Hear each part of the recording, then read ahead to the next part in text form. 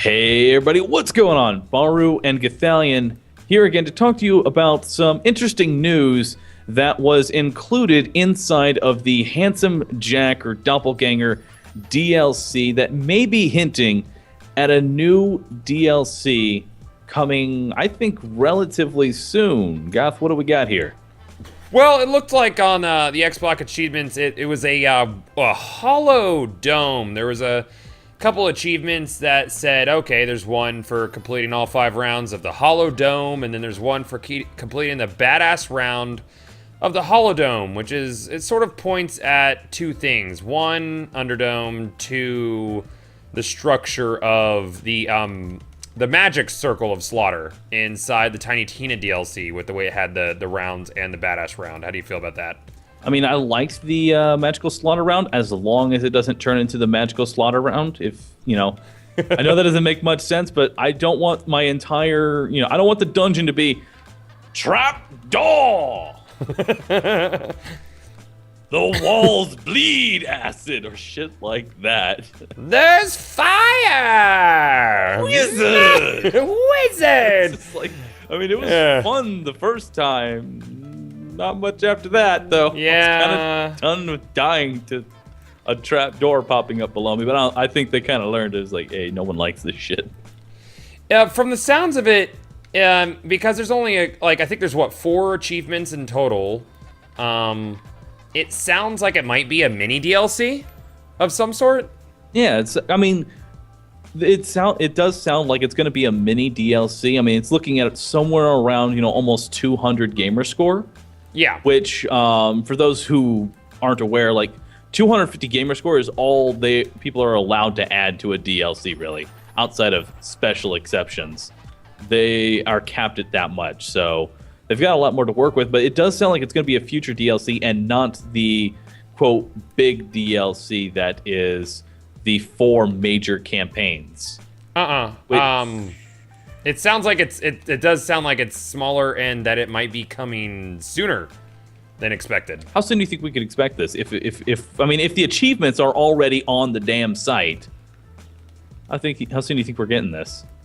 Usually when that happens, it's within a few weeks. I think the earliest week. Well, actually, no, that's not true. We talked about this before we started the video, but you remember the Hammerlock DLC? How soon we knew about a lot of the Hammerlock DLC shit. Yeah, we knew that Veracitus was going to be our raid boss before. We knew it a solid 2 months ahead of time. True. So we did know about it a solid 2 months ahead of time. But this is also a much smaller DLC than... This is true. This is very true. Than Hammerlock. It's not going to be a full campaign. But one thing to note is that while it may not be one of the major 4, it will be included... I'm so dead. I got you, man. No, you did. I'm dead. I'm in a pit. Continue. But I honestly think that... sorry, I just got lost all train of thought after your death. I know, it's tough. You can make it, though. I believe in you. It should be included in the Season Pass, because they did say all Season Pass stuff is all included. If you buy the Season Pass, while it may be centered around the 4 DLC, you get everything. Anything they make a DLC for is included in the Season Pass from here until... Forever. So that's kind of nice. Yeah. I would really. You know what? I was one of the people who really enjoyed the Underdome. I thought it was a lot of fun. I thought the major problem with the Underdome is that the loot payout was pretty much non-existent, and I would like to see a sort of rebirth of that with different effects. I would like to see Innuendo Bot show up. Innuendo Bot again. So here's a theory, okay? Here's just a theory that it may not happen, but I'd like to see it. Okay, imagine a round. A round in the Underdome was 5 waves, right? 5 waves, yeah. And in some of the other ones, they were 7 waves. That was a round. What if you could have the rounds were similar to the Underdome, where it was there's a bunch of different things that you could repeat. There's a creature round, or there's a scav round, or there's a doll round, there's an Eridium round, and it's structured like that instead of, it's just round 1, round 2, round 3, round 4. Well, yeah, they had 1, 2, 3, 4, but they had waves. That there was gun wave, horde wave, badass wave, boss wave, and then just the starter wave. So each round could very well consist of several waves. If the Holo-Dome follows a similar structure to the Underdome, which would make sense based on name, and that would be a lot more exciting than the way that, you know, the rounds worked inside of the Magic Circle of Slaughter. I would really prefer it didn't work like that. And I want one thing in there. What's that? I want something in there, something that you've really been pushing towards. A kill counter? Yeah. I want a kill counter. I want a scoreboard. I want to bring back the Underdome tournament. Because, I mean, we want to talk some good endgame. That's some good competitive endgame right there. It is, and now that Athena isn't the only choice for it. Dude, you've seen me. You guys are watching my gameplay right now. I am 1 to 2 shotting standard mobs. It's another video. In 2-player. Yeah, it's definitely another video, but the people bitching about the shield getting nerfed with the fucking roids, get over it. Suck it, stop. It's still great. It's still very effective. It just no longer, like, rips the boss's soul apart when you look at him. Yeah, but I would love to do competitive doming again. If it ends up being a thing with a kill counter, I'm 100%. You're gonna see a lot more of me in the pre-sequel on Twitch. Because the reason I don't stream a lot on Twitch right now with pre-sequel is I enjoy making the videos for YouTube because it's, you know, I get in, I have a purpose, I know what I'm doing, I know what I'm talking about. Let's talk about Borderlands, what we're doing, but. On Twitch, I don't really do a lot of the one life or speed running, and for me, Borderlands 2 was all about fucking around in the end game because there was so much to do, and I feel like there's not much end game in this. And if there is some sort of Underdome thing, I could see myself playing this quite a bit. So very excited. Yeah, I could definitely get on board with the whole idea that, you know, I mean, I'm not gonna mess around. The end game of this game right now is a travesty. It's an absolute travesty with a bunch of loot not even having a designated drop. Those drops not even respawning. It's one raid boss that is really just the end boss with a little bit of beefier health.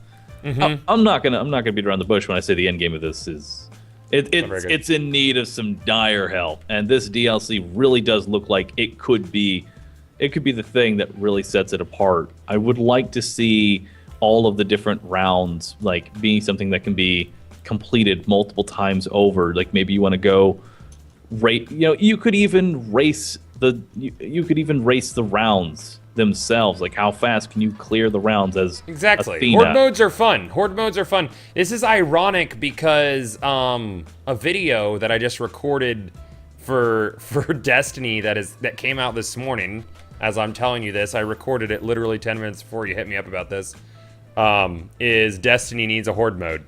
so today's theme, guys, is Horde mode. Well, I mean, Horde mode is something that a lot of people can get attached to. I mean, just look at Call of Duty Zombies. Oh my god, it's so popular. There are channels built on that shit. Yeah, there's channels literally built on Horde mode. You know why? Because it's fun. It's giant time sink, and it never ends. It just keeps going until you fuck up. And I guess this would only have the 5 rounds of I know, but I was just saying in the general sense of a Horde mode. I mean, hell, I would love... I mean, if we want to just quickly throw an idea out there, I would love to bring, like, OP round, where every time you clear a wave, it just gets harder. And you just try... It would be great. And you just try... Like, every time you clear a round, it just goes up an OP level. And you just try and see how far you can make it. And it just randomizes the enemies every time. That would be such a great endgame that people would love that shit. And you just got to make some, like, after you clear a wave, depending on your OP level, just drops a bunch of chests for you. Or some weird thing like that. And there you go. You've got an endgame that people will literally play for hours on end because it'll be fresh every time. They'll be like, damn, I made it to OP 20. I want to make it to 21, though. Underdome was so close to there. It was so close, and yet they just fucked it up by not making it rewarding. If Underdome would have been Also, rewarding, sorry, it's okay. You're using the laser with killing things and the things. If it just would have had that payout, it would have been there for everybody. Not just I liked it because it was challenging and fun, but you know, Borderlands players across the board like that payout. And if this can do that and bring that sort of fun that the Underdome brought, that I felt it brought, and still have that payout, they could have a winning formula on their hand and really win back a lot of people that just really weren't feeling the pre-sequel. I like the pre-sequel a lot. It just doesn't have the end game that I like from Borderlands, and I really hope that they can fix it with this and future DLC. We did a commentary a month ago, like, can DLC save the pre-sequel? And I think it can. I think it really can. By the way, I just want you to demonstrate the Roid if you can hit him. Okay, Secco, I need to get my shield down. That barely, well, no, I think I got a hit on him. And now you're dead. Don't worry. Everything's gonna be K, man. Don't worry, I have this laser that I'm not even really touching him with. But yeah, the DLC, I really do think that this could be a major change to the Borderlands endgame, and something that could end up being a staple of future games. It's just having a nice like arena like the Underdome. I mean, a lot of people will say the Underdome was long and boring, and that's because it just needed a few tweaks to it. It needed a few tweaks to it, and I think that they might have learned their lesson with that. And this may be the DLC we're hoping for, or it might be a pile of shit. I'm not gonna rule that out. It could be really bad. But we're hoping it's not. We always like to stay cautiously optimistic about anything Borderlands and Gearbox, and I hope that they can make the right choices.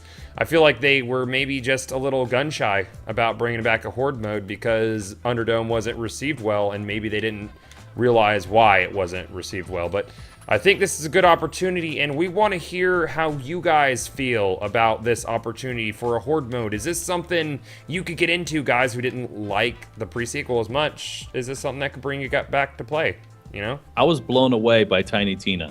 They can blow us away with the DLC. They've proven that they can do that.